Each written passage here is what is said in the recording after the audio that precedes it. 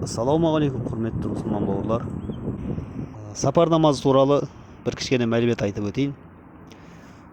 Сапар намазы деген жолаушының намазы.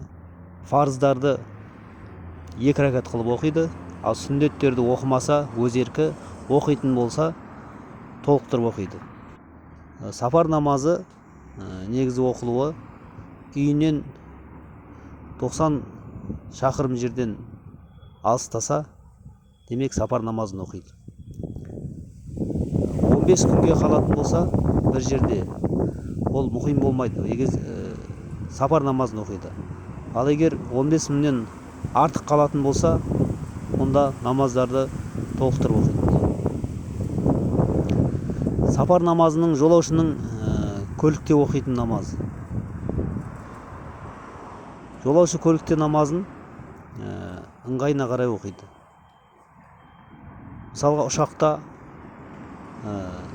өзі ишаратпен оқиды. Масымен сәждеге барған кезде сәл иіңкіреп, рукухта қатты иілмей, солай ишаратпен оқиды. Автобусты да солай. Егер автобус тоқтауға мүмкіндік болмаса, намаз оқитын мүмкіндік болатын болмаса, ол да сол отырып оқитын болады.